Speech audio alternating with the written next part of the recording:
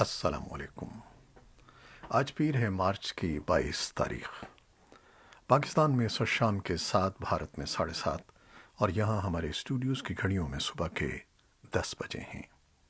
Voice of America Washington کی Urdu service سے میں ہوں خالد حمید، خبروں کے ایک بلیٹن کے ساتھ۔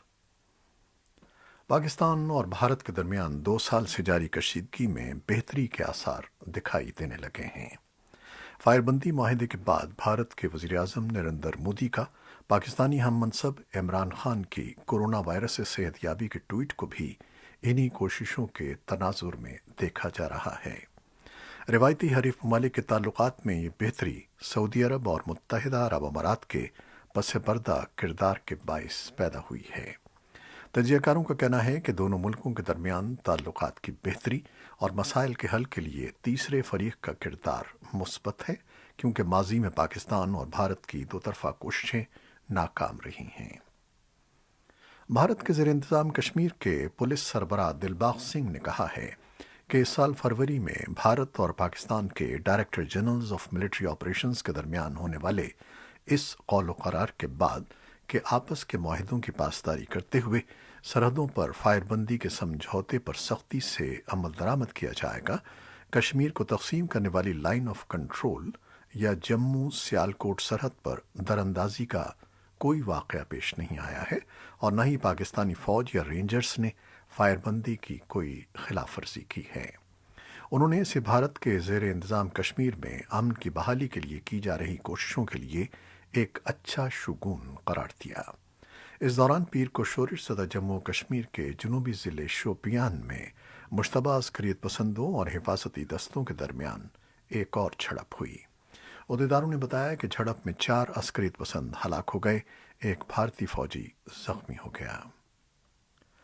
امریکہ کے وزیر دفاع لائٹ آسٹن اتوار کو اپنے پہلے دورہ افغانستان پر کابل پہنچے، جہاں انہوں نے صدر اشرف غنی سمیت دیگر اعلیٰ حکام سے امن عمل سمیت دیگر امور پر تبادلہ خیال کیا۔ امریکی وزیر دفاع کا یہ دورہ ایسے وقت میں ہوا ہے جب طالبان اور امریکہ کے درمیان گزشتہ سال طے پانے والے دوحہ معاہدے کے تحت امریکی اور اتحادی افواج کے 1 مئی تک افغانستان سے انخلا کی ڈیڈ لائن قریب آ رہی ہے۔ امریکی محکمہ دفاع پینٹاگون کی جانب سے جاری کی گئی ایک رپورٹ کے مطابق دورے کے دوران آسٹن نے کہا کہ وہ سننے اور سمجھنے آئے ہیں کہ صدر غنی کے تحفظات کیا ہیں۔ افغان صدارتی بیان کے مطابق صدر غنی اور آسٹن نے ملک میں بڑھتے ہوئے تشدد کے واقعات پر تشویش کا اظہار کرتے ہوئے پائیدار امن کی ضرورت پر زور دیا۔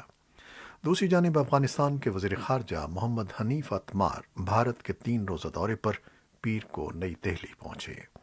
اس دورے میں حنیف اتمار اپنے بھارتی ہم منصب جے شنکر اور قومی سلامتی کے مشیر اجیت ڈوول سے ملاقات کریں گے۔ پیر کو نئی دہلی پہنچنے کے بعد ایک ٹویٹ میں حنیف اتمار نے کہا کہ بھارتی ہم منصب سے ملاقات میں افغان امن عمل اور دو طرفہ امور پر تبادلہ خیال کیا جائے گا۔ افغان طالبان نے دعویٰ کیا ہے کہ انہوں نے بین الافغان مذاکرات کو آگے بڑھانے اور سازگار ماحول کے لیے 90 روز تک تشدد میں کمی کی تجویز دی ہے۔ طالبان نے یہ بھی دعویٰ کیا کہ یہ تاثر درست نہیں کہ یہ تجویز امریکہ نے دی تھی۔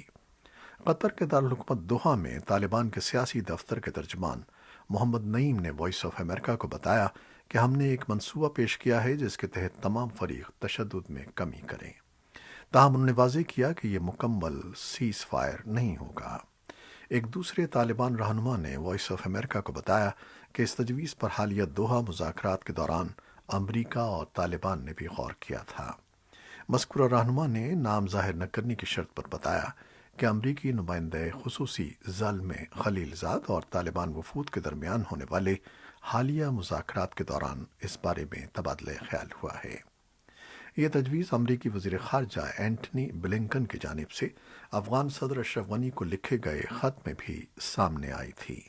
خط میں بلنکن نے کہا تھا کہ وہ 90 روز کے لیے افغانستان میں تشدد میں کمی کی تجویز پر کام کر رہے ہیں تاکہ طالبان موسم بہار میں اپنے حملے روک کر سیاسی تصفیے کے لیے افغان دھڑوں کے ساتھ بات چیت کو آگے بڑھائیں۔ اتوار کو ایک بیان میں طالبان کے ترجمان ذبیح اللہ مجاہد نے کہا کہ وہ اس تجویز پر غور کر رہے ہیں۔ مجاہدین کا کہنا تھا کہ طالبان کی جانب سے موسم بہار کے حملوں کے اعلان میں اب بھی 1 ماہ باقی ہے، تاہم وہ سیاسی معاملات میں پیش رفت کا جائزہ لے رہے ہیں۔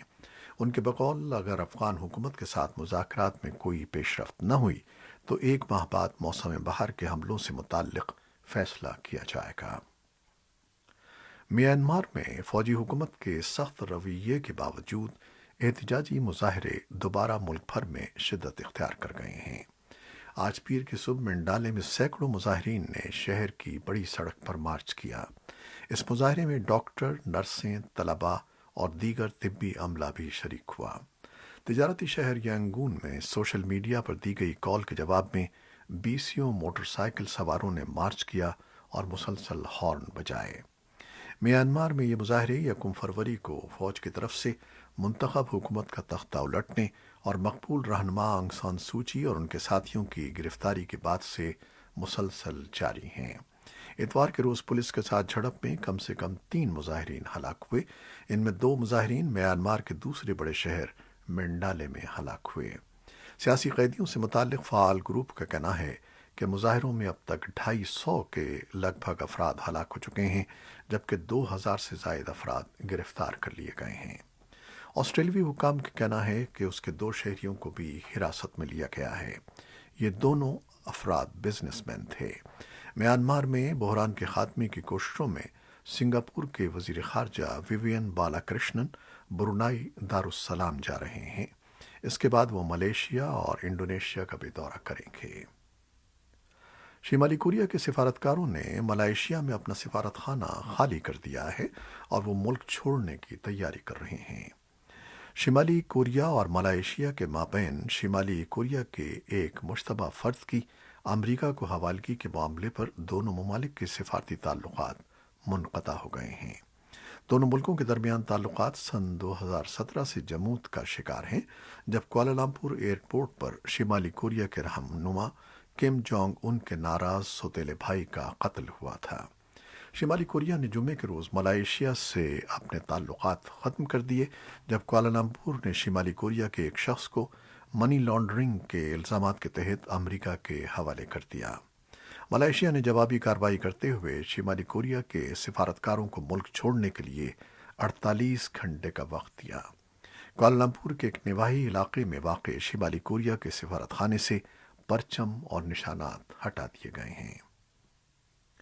عینی شاہدوں اور باغیوں کے ذرائع نے بتایا ہے کہ روسی جیٹ طیاروں نے اتوار کے روز ترک سرحد کے قریب شمال مغربی شام میں تیل کی ایک تنصیب، سیمنٹ کی ایک فیکٹری اور متعدد قصبوں اور شہروں پر بمباری کی ہے، جبکہ شامی آرٹلری نے اس علاقے میں ایک ہسپتال پر حملہ کر کے 7 عام شہریوں کو ہلاک اور طبی عملے کے 14 ارکان کو زخمی کر دیا ہے۔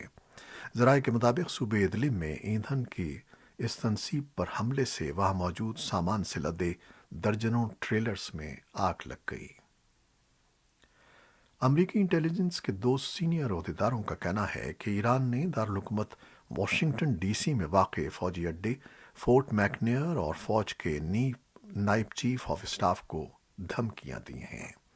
انٹیلی جنس نے جنرل جوزف ایف مارٹن کو جان سے مارنے کی دھمکیوں اور اس اڈے میں دراندازی اور نگرانی کے ارادے کا بھی انکشاف کیا ہے۔ عہدیداروں کو، جنہیں قومی سلامتی کے معاملات پر عوامی طور پر تبادلہ خیال کا اختیار نہیں ہے، اپنا نام ظاہر نہ کرنے کی شرط پر یہ معلومات افشاء کی ہیں۔ اسرائیلی اور فلسطینی عہدیداروں نے تصدیق کی ہے کہ اسرائیل نے فلسطینی وزیر خارجہ کے VIP اجازت نامے کو منسوخ کر دیا ہے۔ حکام کا کہنا ہے کہ ریاض مالکی کو اس فیصلے سے اس وقت آگاہ کیا گیا جب وہ بیرون ملک سفر سے اتوار کے روز مغربی کنارے واپس آئے تھے۔ اس دورے میں ہیگ میں جرائم کی بین الاقوامی عدالت کا دورہ بھی شامل تھا۔ ایسا معلوم ہوتا ہے کہ یہ اقدام ICC کی جانب سے اسرائیل کے خلاف جنگی جرائم کی تحقیقات میں فلسطینیوں کی حمایت کا رد عمل ہے۔ VIP اجازت نامے کی منسوخی سے مراد یہ ہے کہ بیرون ملک سفر کرتے وقت مالکی کو خصوصی طور پر اجازت لینے کی ضرورت ہوگی۔ امریکی ریاست جارجیا کے شہر اٹلانٹا میں منگل کو مساج پارلرز پر ہونے والے حملوں میں 8 افراد کی ہلاکت پر لوگوں میں غم و غصہ پایا جاتا ہے۔ ہفتے کو اٹلانٹا میں سینکڑوں افراد نے ان حملوں کے خلاف ریلی نکالی اور نسلی تعصب کے خلاف نعرے لگائے۔ منگل کی شام اٹلانٹا کے مساج پارلرز پر ہونے والے حملوں میں کم سے کم 8 افراد ہلاک ہوئے تھے، جن میں سے زیادہ تر ایشیائی خواتین تھیں۔ ہفتے کو مختلف رنگ و نسل اور کمیونٹی سے تعلق رکھنے والے سینکڑوں افراد اٹلانٹا کے لیبرٹی پلازا میں جمع ہو گئے اور نعرے بازی کرتے رہے۔ پولیس نے ان حملوں کے الزام میں 21 سالہ سفید فام نوجوان رابرٹ ایران کو حراست میں لیا ہے، جس پر 3 مساج پارلرز میں اندھادھند فائرنگ کر کے 8 افراد کو ہلاک کرنے کا الزام ہے۔ پاکستان میں اپوزیشن جماعتوں کے الائنس پی ڈی ایم میں اختلافات میں اضافہ ہو رہا ہے اور سینٹ میں لیڈر آف دی اپوزیشن کے معاملے پر دونوں جماعتوں کے درمیان اب تک کوئی مفاہمت نہیں ہو سکی ہے۔ پیپلز پارٹی کا کہنا ہے کہ اپوزیشن کی سینٹ میں سب سے بڑی جماعت ہونے پر نشست پر ان کا حق ہے، جبکہ پی ایم ایل این کا کہنا ہے کہ معاہدے کے مطابق یہ عہدہ انہیں ملنا چاہیے۔ اور اب کرونا وائرس سے متعلق خبریں۔ پاکستان کے وفاقی وزیر برائے منصوبہ بندی اسد عمر نے کہا ہے کہ ملک میں کرونا وائرس کے تیزی سے پھیلاؤ کے پیش نظر پابندیوں میں اضافے کا فیصلہ کیا گیا ہے۔ اپنے ایک ٹویٹ میں اسد عمر نے بتایا کہ national command and operation centre کے پیر کی صبح ہونے والے اجلاس میں کرونا وائرس کے پھیلنے کا اضافہ بننے والی سرگرمیوں پر پابندیاں مزید سخت کرنے کا فیصلہ کیا گیا ہے۔ انہوں نے کہا کہ صوبائی اور وفاقی دارالحکومت اسلام آباد کی انتظامیہ کو ہدایت کی گئی ہے کہ ایس او پیز پر سختی سے عمل درآمد کیا جائے اور خلاف ورزی کی صورت میں کارروائی کی جائے۔ بھارت میں گزشتہ 24 گھنٹوں کے دوران کرونا وائرس کے مزید 46,951 کیسز رپورٹ ہوئے ہیں۔ 7 نومبر سن 2020 کے بعد بھارت میں رپورٹ ہونے والے یہ ریکارڈ کیسز ہیں۔ بھارت میں گزشتہ ایک ہفتے سے کیسز میں اضافہ دیکھا جا رہا ہے، جس کے پیش نظر مختلف ریاستوں میں دوبارہ پابندیاں عائد کی جا رہی ہیں۔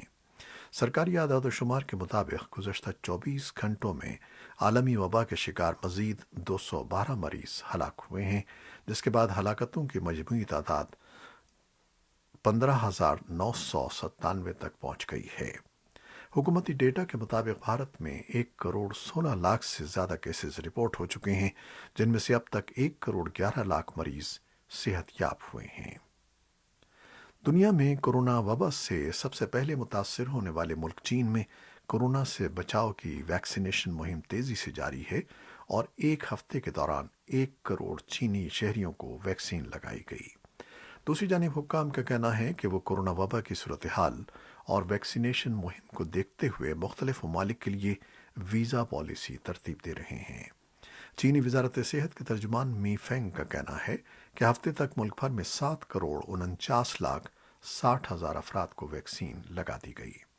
چین دنیا میں ویکسینیشن مہم شروع کرنے والا پہلا ملک تھا، تاہم اس کے بعد ویکسینیشن مہم شروع کرنے والے امریکہ اور اسرائیل میں شہریوں کو ویکسین لگانے کی شرح اب چین سے زیادہ ہے۔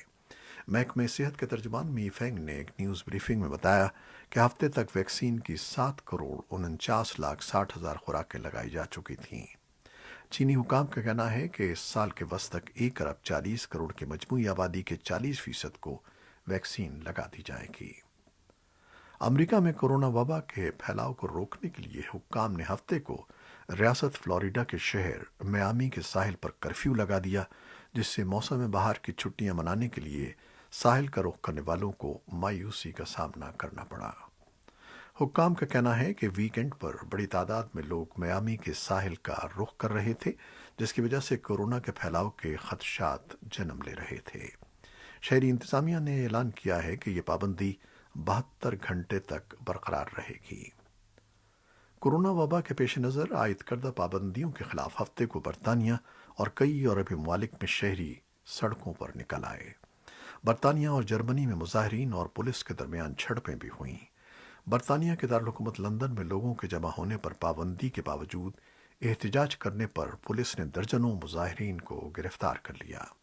کورونا وبا کی تیسری لہر کے دوران لاک ڈاؤن کے خلاف یورپ کے دیگر ممالک Austria, Belgium, Croatia, Finland, Poland, Romania, Sweden اور سوئٹزرلینڈ میں بھی مظاہرے کیے گئے۔